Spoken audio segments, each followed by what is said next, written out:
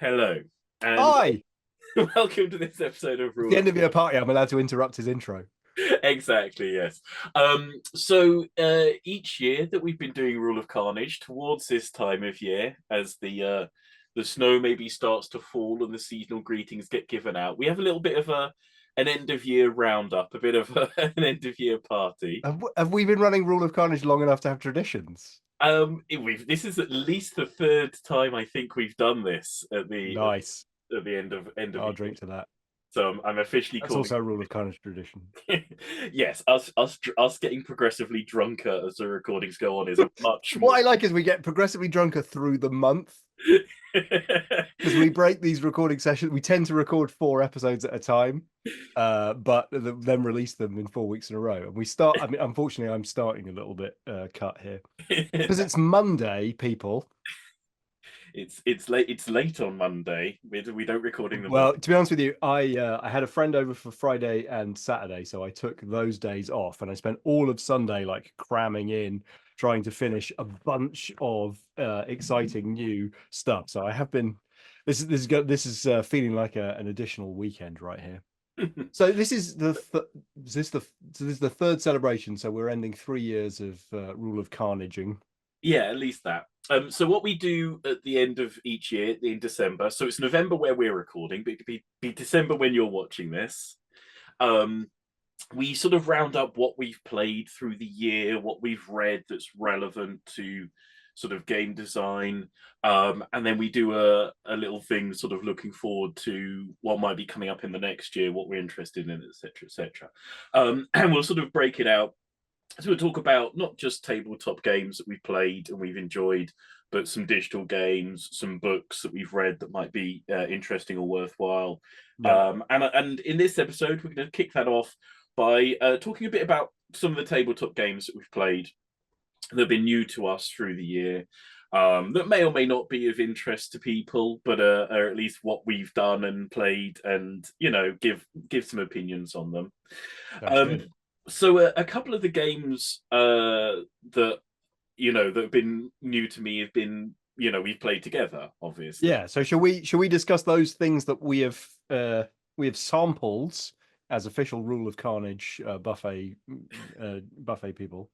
Yeah, well, I mean, I guess so. I think Torch and Shield earlier on in the year. I Was think that Yeah, I was trying to figure out whether that was last year or this year, but we'll call it this year for sure. I think Torch and Shield was this year because I seem to remember mentioning Mars Code Aurora last year and not mentioning Torch and Shield. So yeah, we played Torch and Shield, which has Hmm. fulfilled its Kickstarter, sent us some lovely, lovely, lovely loot.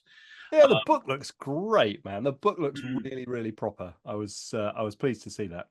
Yeah, and I've recommended it a few times as a really well laid out book. As in, I remember when we were playing it, there's like a quick reference sheet, but I was like, I kind of don't need the quick reference sheet. I'll just leaf through the Mm, book because the book flowed so exactly that you're like, well, the way I play the game is I turn the page and the next thing's mm. there, which I I'm actually looking forward to, as a spoiler for the final section, I'm looking forward to getting that solo on the table because it feels like I've been wanting to try and do like some dungeon crawling by myself, and it feels like with my Hero Quest board and some dwarf miniatures, that is something I'm interested in doing because the system was great and I enjoyed it.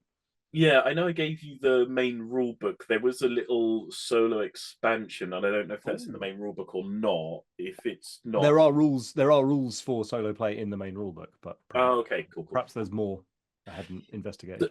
So that was very very lovely. Um, we played. So the thing that's just in my head at the moment because we played it fairly recently was a board game called Puzzle Strike. Oh yeah. Which is a deck builder that is meant to sort of recreate digital games where you have like a bit like Tetris, where you send lines back and forth across to each other. But I think I probably yes, bloody love two player. Like with the link cable. Link cable Tetris was like as a, as a, as a, oh as a, good. as a youth on the school bus with two Game Boys back and forth over Yeah, it's the just it's chair just playing the it's just a first. really good mechanic because it's that like it is multiplayer solitaire, But there's this exchange of game state where the better I play, the more harsh game state exchange there is in your direction. At a recent convention, Rapture. It was originally like a digital convention they put in a tabletop bit. Mm. I run a stall, doing minis and stuff, and my stall was sort of facing to a bank of monitors where they were running like a versus Tetris tournament like over the weekend, and so we're like in quiet time. I was just watching people because the monitors were big enough that I could just see people playing Tetris, and it was brilliant. I thought it was amusing because there's a whole bunch of kids and one clearly like 40-something-year-old It was like still dreaming Tetris blocks. yeah, it was just like, oh, it's the old muscle memory, and he's just crushing all Just these annihilated. teachers, just I don't like know if I've probably told you this, but something I didn't know about my wife Vanessa before we met was that you can give my wife Vanessa a Game Boy and she will hand it back to you in about 3.5 minutes, and there is a spaceship taking off. I've never seen this before, but she like puts it up to the highest level, like wins it out real fast, and you get this like Russian dancing, and then a spaceship takes off, like a US shuttle takes off. Incredible. Incredible scenes. any Anyway, but yeah, like Puzzle Strike was part of my like consume all the modern deck builders. But particularly that one was because it was a PvP, like a versus deck builder, which was more like combative rather than multiplayer solitaire racing. yeah, and I found it quite a weird. So Had a lot of weird ideas in it. Like, yeah, and the gameplay experience I found quite odd. So in Puzzle Strike, you're playing a deck builder, and then you have these gems that sort of stack up in a track to one side of your board. And then if you get them like with matching colors, you can crash them, which means sending the gems over to the other player, and you lose when your gems are up the top of your stack, like at the end of your turn. mm, Um, and what was odd, it was sort of like that at first you maybe thought that. So I ended up by having quite a defensive build just because of the cards that came out, and you ended up having a build that was much more sort of risky. And it mm. very quickly became clear that risk was no risk in the game. There was no risk whatsoever to just having masses of gems there because if it gave you Yeah, because power. I mean, I was fascinated by the general sort of design concern, which was let's try and build a risk reward system where you want to build up a load of potentially fatal resources so that you can fire them at the other person, and the more fatal stuff you build up, the stronger you are. Which is essentially a cool idea. Yeah, but it felt to me like the risk end of the risk reward was a little bit missing with that. It just felt Yeah, it ended up being a little bit too trivial to clear down. like, Hmm. yeah, so that was interesting. So a tabletop game that I've been playing on the digital platform, but is a tabletop game that I've been playing a lot of this year, away from you, is Clank Legacy. Oh, speaking of Um, deck building, yeah. which is also deck building related, which I worked through with a regular gaming group, and it was interesting to me because I like legacy games. I've played most of the legacy games or board games that claim themselves sort of legacy credentials. You've even played that boat one, haven't you? I played Seafall. Really bad, really bad, really bad. Don't play Seafall. It's terrible.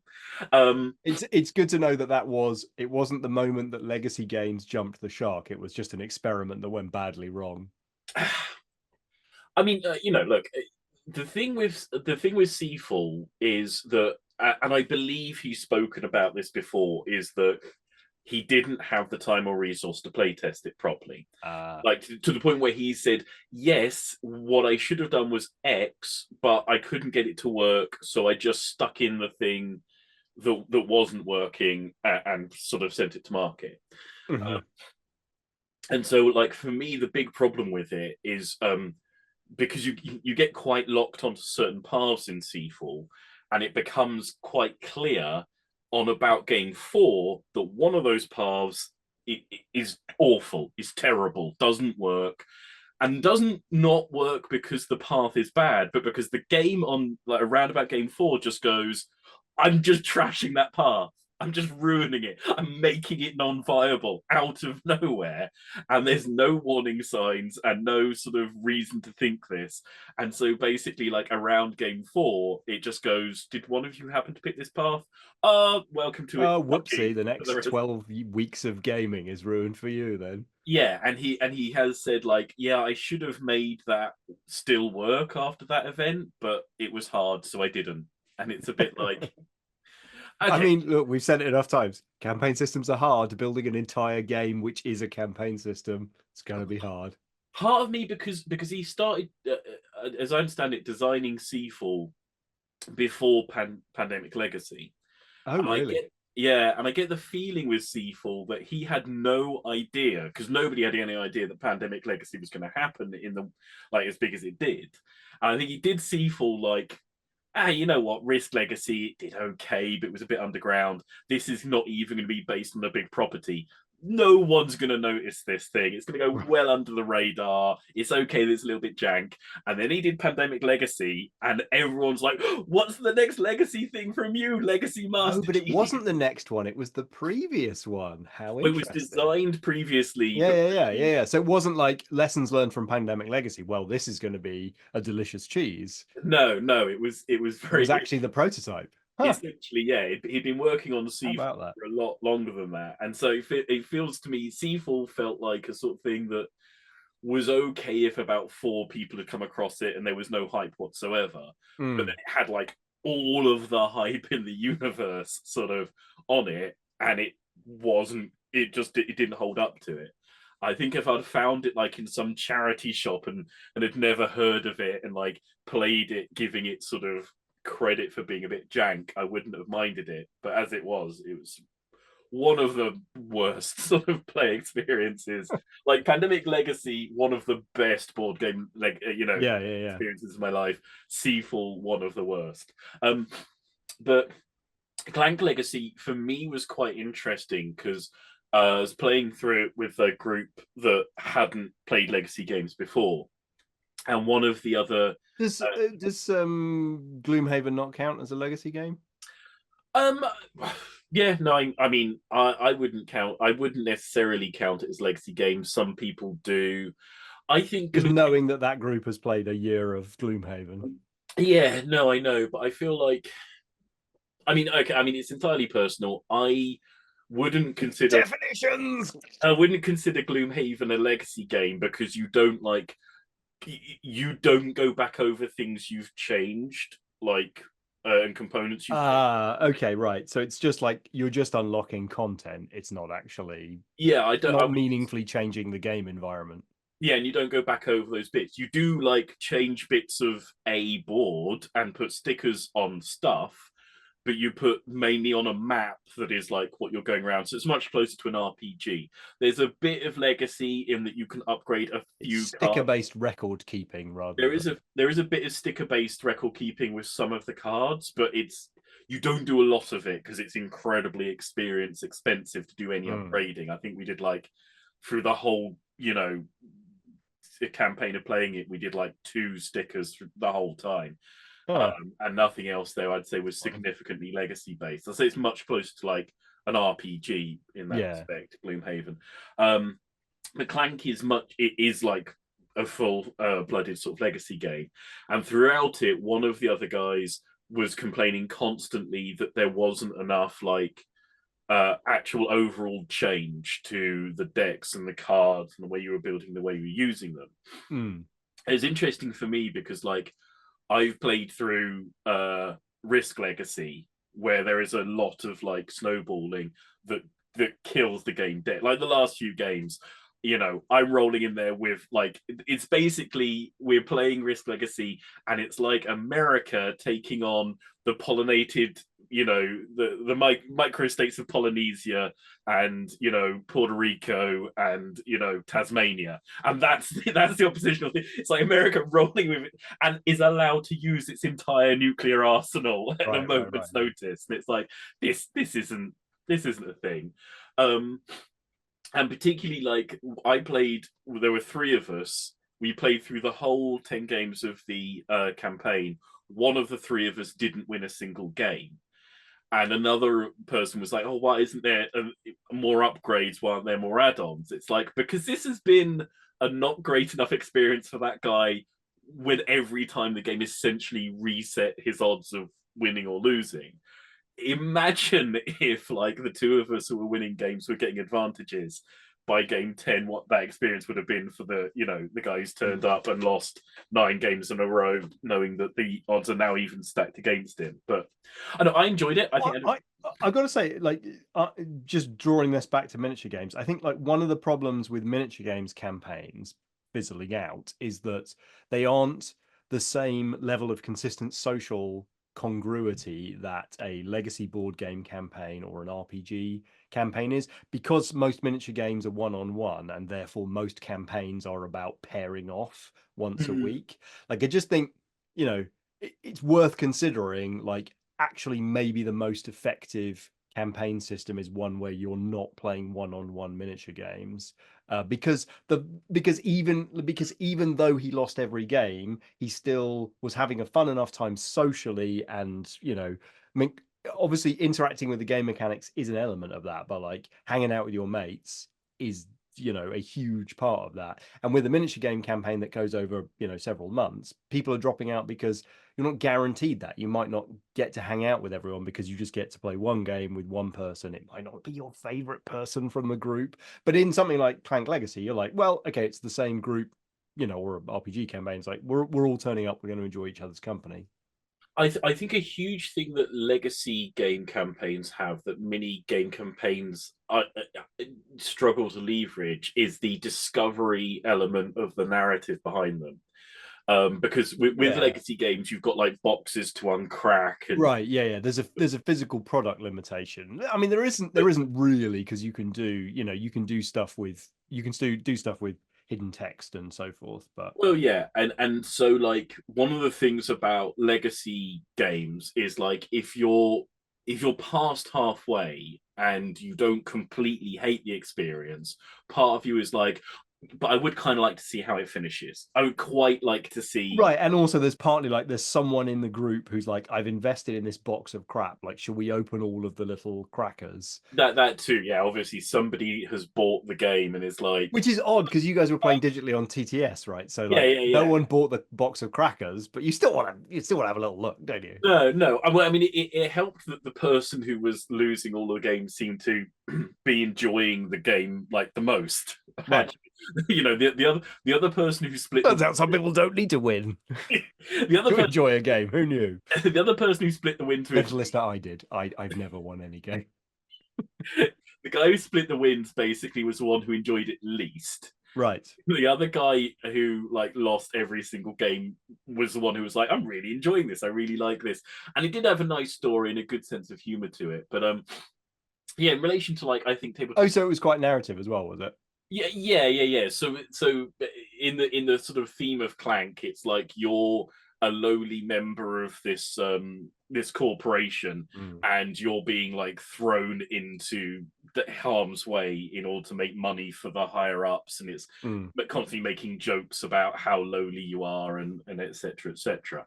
So it had a good sense of humor to it. It had an overarching narrative. It had lots of things to unlock narratively and such like, but there wasn't much differentiation of your like starting decks, which is what the other friend was sort of complaining about. But yeah, I enjoyed it, and I think like I say, I think for me, a large part of the reason people drop out of minis campaigns is that you have all the narrative like laid out at the start in the book. These are the things that are going to happen depending on who wins or loses. And a lot of the time, the only unanswered question is who is going to win, who is going to like come second, etc., etc. And so quite often, once you get to the point where you're pretty certain what your place is going to be in the campaign, and particularly it's not winning it, it's like there's no discovery left here for me. There's no unanswered questions. There's no sort of path to go down. And I Mm. think that's like a lot of people drop out at that point. And I think the thing might be the answer might be building emergent narratives because it's so hard to lock things away. But anyway, that's another subject possibly for another time. Yeah, yeah. No, but I mean, it's fascinating because so many miniature games campaigns build sort of systems that provide kind of generic mechanisms for creating your own narratives, whereas so many legacy systems reach for including Gasland's legacy, it reaches for like, well, this is an opportunity to tell a story in that way that video games are able to do but tabletop games are so rarely able to do. I think one of the weird things about like campaign systems for minis games is they often sort of assume that that a narrative will emerge. I'll Mm. give you a bunch of bits. I'll give you a progression system. I'll give you a bunch of scenarios. I assume Yeah, that you guys will imagine the way that this fits together. I assume that once you start operating all of that, a narrative will naturally emerge, and Mm. I'm basically gonna leave it be. Whereas a lot of the time, it happens that it doesn't because there aren't often enough, I think, moving parts to create emergence in a lot of campaign systems. Because it's like you played a game, you roll a couple of times on some of these progression tables. Maybe you got a more time progression table, which is like, and now your guy's been hidden in a sack under a rock, and you've got to go back and find him, which does a bit more. Um, but still, those are tables you can pre-read, and that's not really emergent narrative. And I think like you need more sort of overlapping systems to really create that emerge. When you play the game at the tabletop, you've got all these different mechanics coming in, they click into each other, and narrative moments emerge from that complexity. With campaign systems, you've got usually two or three mechanical systems, they mesh into each other, and you nothing emerges from that. There isn't enough Mm. like moving parts to them. uh, So one of the tabletop games I've played this year, which is kind of like I'm just really pleased that I finally got an opportunity, both an excuse to purchase this game and then like a regular opponent for it, is War of the Ring. So mhm. like, classic big strategy board game, two-player, asymmetrical, reputed to have dense rules. Although to be honest with you, like I read the rule book and was like, yeah, obviously it all works like that. That's just obviously how it works. So that was fine. But that was just like such an exciting game for me because back in the day and even recently, having played things like Mighty Empires and wanting to do big miniature campaigns where there's an overarching structure and then we maybe resolve the battles. This obviously is a game where we don't resolve the battles using separate tabletop miniature games, but everything else is exactly the same, but it's glued together by this incredibly well rendered sense of the story of Lord of the Rings and the world, and the world map is all there. And so we found, even just in the first few games that we've played, where we made a few mistakes and the games have been won or lost, perhaps a little bit on rules errors more than strategies. Even so, the way that those games collapsed into victory or defeat was just, it was very easy and natural to sort of say, Orthanc was beginning to amass its forces, but it was caught unawares by like a surprise attack, and before they'd managed to really gather their momentum, the White City had taken a preemptive attack and had seized the day or whatever. And so I did find that was such a, I don't know, it was just like, it was a breath of fresh air because it made me feel that this thing that we all imagine is possible about map campaigns, like at least in War of the Rings little microcosm, like this reality can exist. And it was such an enjoyable game to play. And I can't wait to because I've got now a regular opponent who's also a total Tolkien nut and owns, every special edition that the book has ever been released in. Like, he doesn't mind learning the difficulties of the game. He can look past them because he can see the narrative that's been built into the design of that game. But for me, it's like, it's just a pristine example of how to achieve connected battles with geographical scope that that tell narrative emergently. Yeah, I think sometimes like the issue with miniatures games campaigns is that they are the adjunct to the miniatures game. Mm. Sort of unnecessary adjunct in Well, many, the because we story, would have had a good time playing the miniatures game. Has this added some other sort of flavor note to it or not? yeah, the story of a miniatures game is like what happens to this dude as he's going Mm. about on his tabletop, and we're trying to build like emergent stories that say, oh, he bravely stood against the wolf beast, and then he fled when the goblin turned up. Wow, what's Mm. going on with that Mm. guy? Mm. You know, and we build these systems to tell that story, and then we go like, all right, in between you telling that story, I've got to do a thing that you get like 5 to 10 minutes wrapping up at the end of, each proper game to tie those games together to give some overarching thing. And also, I'm not going to give like a lot of pages in the rule book to this fella. And Yeah. that is the real thing. That's the overarching thing. It's like, it's not the thing that anybody's here for. But I think War of the Ring captures the essence of why you can, like, the connecting tissue between those two realities is, you know, Aragorn's story of, Mm. like, it's cool that there are 20,000 men and Aragorn, and both of those things are of equal importance. Yeah, yeah, yeah. The fact that the army is big is cool. The fact that Aragorn's there is cool, and so it's like, how do you draw enough narrative in a way that, like, it's not a D&D campaign, it's something where there are two things of equal importance, where my forces are amassed and where my meaningful, kind of protagonists are.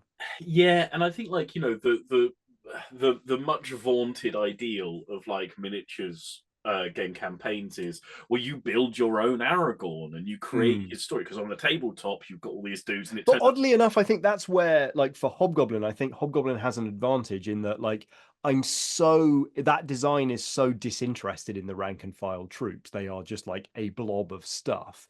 In the same way that, it's not mechanically inspired, but sort of spiritually inspired by War Master and kind of that sort of epic scale stuff, where it's like it's about the sweep of the line. And so I think that, like, you build your own Aragorn is very much accentuated by, like, minimizing the status and importance of any line troop.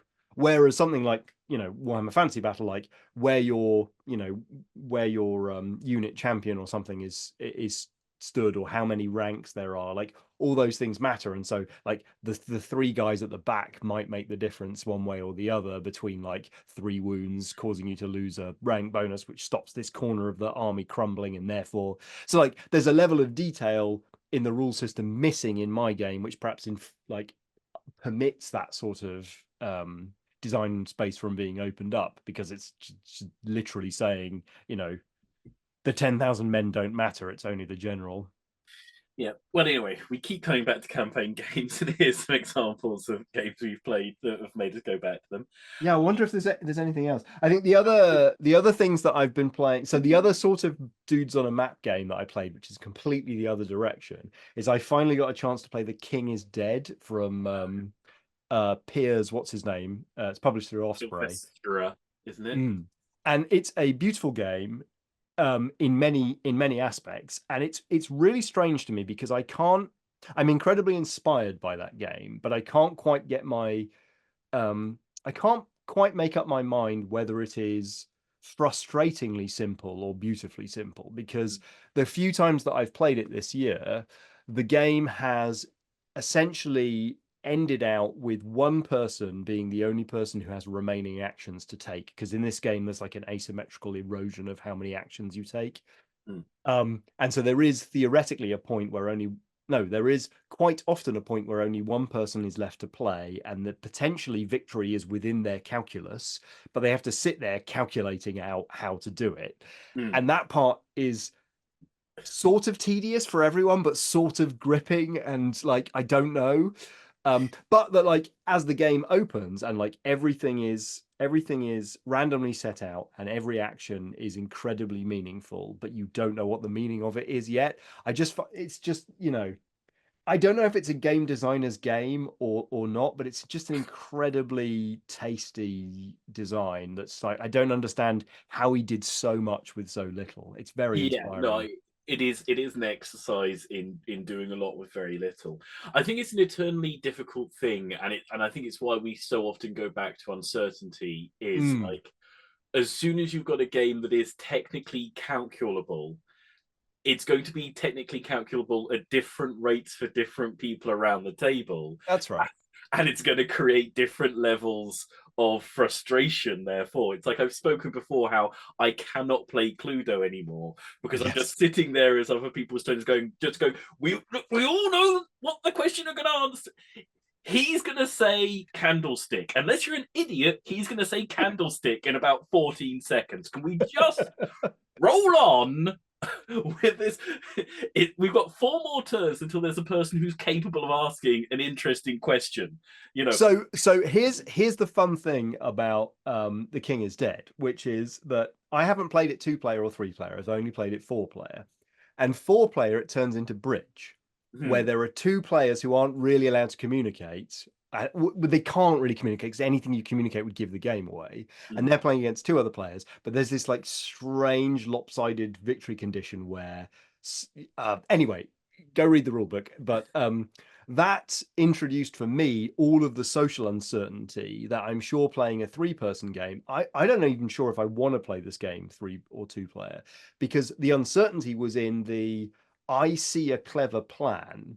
I wonder if I place this disc here, my partner will see that I have seen that plan, but I am responding with that plan. And so we are double bluffing. And it was, it's like that. I think, that social uncertainty really made that game sing for me in a way that I worry about. I worry about with the 3 and 2 player variant of it.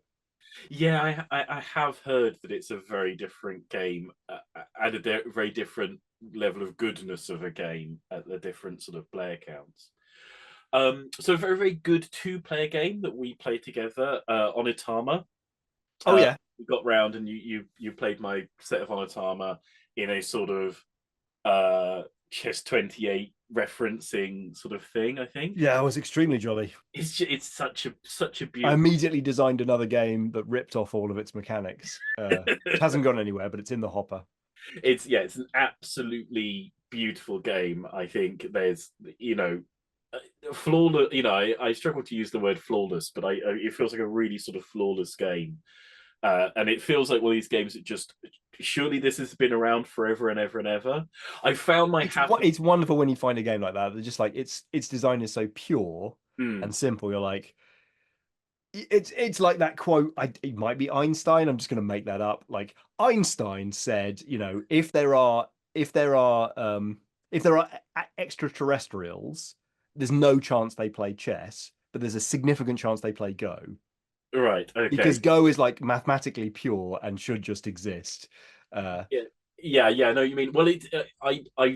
I couldn't find my Haffentaffel set at the time. I found it now, and we were going to play like Haffentaffel and Onitama, and it's like Onitama feels like a game that could have come about. It feels like a game that should come about at the same sort of time Historical period, yeah. as like Haffentaffel chess and things. I mean, it definitely doesn't because like the cards mechanic would never exist in a game back then. But like the other mechanics, like the way that Haffentaffel works, just feels like yes, it's the same sort of thing. Yeah, we'll have to play Haffentaffel. I think you'll Yeah, find. no, that's an interesting design challenge though. Could you make Onitama in a way that like the object that you pass is simplified to the point where you could have carved it out of bone or out of a piece of wood or something? I mean, And did you maybe a single dice or something. Anyway, yeah, have you idle seen? thinking. I think it's just called Tack. But uh, so there's a novel. There's this game that they play, which is much talked about, and somebody finally Oh yeah, yeah, yeah, yeah. designed a version of it. And the point of it is, it had to feel like a game that had existed forever and ever, and it had Mm, to feel like all those things, but be completely unique from any of the games that we ever have. And yeah. what the guy did was, and there's quite a rich tradition on like Board Game Geek of people doing bridge games, not bridge as Mm. in the card game, but bridge like a game about bridging from one side of the board to the other with linking playing pieces that you lay out. And it's a weird one because it's quite well observed that this is a thing that should have they should have always been bridge games. It's such a simple, elegant idea of a mechanic. It's so many sort of versions and variations of it, but there's never been like a But there's no like historical there's no one that's historical traditional but one. no one's ever done it. It's not like, as far as where tack is like the only sort of major Huh. um commercially available game based on that mechanic, and it's one of these mechanics that it's like infinitely variable, instantly understandable, incredibly elegant, and it's like, well, that's odd that we went to the effort of doing like bridge, like the card game bridge, which is such a clunky monkey of a game, but nobody just went, look, if you put like this stick on a grid one way around, or as opposed to the other way around, it's a barrier or a bridge. That could be a thing. Let's do a thing with that. So Mm. it is odd how these things go. Um, Speaking of ancient games, the inverse being very modern games. So I haven't, for one reason or another, spent my hobby pennies on new board games for quite a while because I built up a big collection at a certain point and I was still playing through them. Then I fell out of having a regular board gaming club, and it's only recently when I've sort of fallen back into that for one reason or another. So I started picking up some, basically kind of filling in like almost 10 years of like what is new in board gaming, which to Glenn will be ludicrous, but to me was kind of eye-opening. So back on deck building, like I picked up a game called Living Forest, which is like the expert game, German expert game winner, which kind of surprised me because it's not a very expert game, and it's kind of I imagine that one's controversial, winner of the no, Spiel or whatever. your definition of what the Kenner Spiel des Jahres is, I think, varies. Like Quacks of Quedlinburg, was Which is another one that I picked up and played for the first time, which absolutely adore Quecks of Quedlinburg. That is yeah. I think incredibly enjoyable. the Kenner Spiel des Jahres is the game that the sort of person who frequents Board Game Geek will really enjoy of Right. the year, rather than a game that requires somebody who's unusually expert at gaming, if you see what I mean. Right. Yeah, Um, it is like, because like I think the first one that I played from that like winners set was Village, which is like, hmm. you like Euros? Like I just stripped everything that isn't Euro about Euros and put Euro in your Euro. Have a Euro. And it's like, it's great. I like it. It's fine. But there's a lot of little colored cubes in that game and they go in places. So the And there's last quite a few victory conditions. interestingly, because the last sort of new to me game that I played this year is I finally got round to playing my copy of, I have to pronounce this quite carefully, Alf Ux, Oh yeah. the German, um, never translated from German, early SDJ winner. I'm an SDJ collector. I've got most of the SDJs. I've played a lot. Glenn is trying to play his way through the entire victory list. Yes, yes. We finally got around to playing that, and it's widely considered one of the worst ever winners of the Oh, SDJ. really? Yeah, yeah. I mean, it's fine. It felt it. Somebody was trying to make a Monopoly beater without in any way being like Monopoly, Mm. because we're not just doing Monopoly. And it was fine, it was okay, it had a couple of okay interesting mechanics, but I get that, like, somebody going, what, this was the best game that year, what the crap was out. What was it? What did everything else look like? Yeah, it was okay, but there's a handful of it. I got an opportunity to crack out like the very dusty sort of back of my board game collection a couple of weeks ago, and I took to the board game club a copy of Traders of Genoa, Oh which yeah. was it still had like its little historical kind of like brochure of the time. So this was back when like Puerto Rico and Mm. Carcassonne was still like fairly recent hot shit. And it was fun because like these are a bunch of guys that are super into the last decade of board games, and they super are into Euros, and they don't mind playing, you know, very dense games. So they're familiar with the milieu. And this was like drawing out from like 25 years of history, and it's still like recognizably one of these games, but it's just got all these lumpy elements that you just wouldn't see now. Like this would, you know, there's a number of elements that would have been ironed out. And actually, from that same dusty corner of my thing, we pulled out Citadels, which Oh, I yeah. hadn't played for about 15 years, since the pub in Tooting. And my God, that game holds up. It was really good. Yeah, I think they've recently Bruno Fiaduti. I Mm. think they recently did a new edition of that, and that's widely sort of thought of as a, this one seems like a perennial now. This seems pretty bulletproof.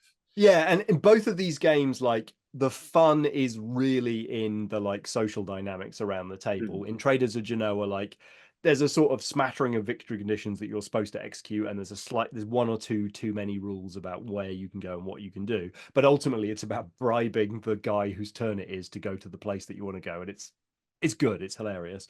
Whereas Citadels, for those that already know, this will be no news at all. But like Citadels is about like reading the deck of character cards that are available, and then like, you know, reading the psychology of the players around the table and what they would choose in a sort of love lettery kind of way. Mm. But it's got, for me, what I think is what makes it so exciting is that it's also got this race element where you're building a tableau. It's not a very big tableau. You can finish it quite quickly. And the differential between whether it takes sort of 5, 6, or 7 turns to get to the end of the game is the exciting drama. Right. I think We better talk about miniatures games next week. yeah, so those are the various tabletop games that we played this year that have been new to us. Other than like things we've been working on and designing ourselves, I think. And I think that's one of the major things. It's like these are the things we've managed to fit in between like hours of play testing and replay testing and examining things. Um, yeah, hopefully, people like hearing about what we do with our time. Hopefully, other people are playing new to them board games, tabletop games, Liz games, whatever else. If you have done, swing yourself down into the comment section and tell us what was your favorite new to you tabletop game this year. But also tell me, what was the most disappointing new tabletop game that you played this year? Because that's where the juice is. That feels like opening yourself up as a tabletop game designer to a sort of like, yeah, let us. I've played quite a lot of miniature games this year that we haven't talked about, though, so would like an opportunity to talk about some of those. Okay. We'll come back. Um, swing down in the comment section. Let us know what you've played this year, what you've enjoyed this year. Hit on the like and subscribe while you're down there.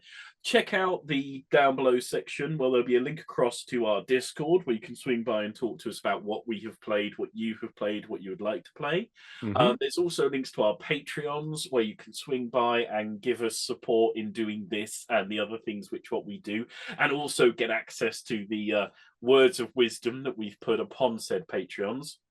Swing by To to be clear, only Glenn puts words of wisdoms. I just offer free games. I have free games and words of wisdom. Double bonus. Mike has three free games, I and just have a picture of hungry children. your own hungry children specifically. Yeah, I mean mostly, yeah. Yeah, swing by our websites, pick up the various things which we have made and are on sale. Mm-hmm. For now, from this episode, I think that's going to be a thank you and goodbye. So, thank you and goodbye. Cheers. Bye bye.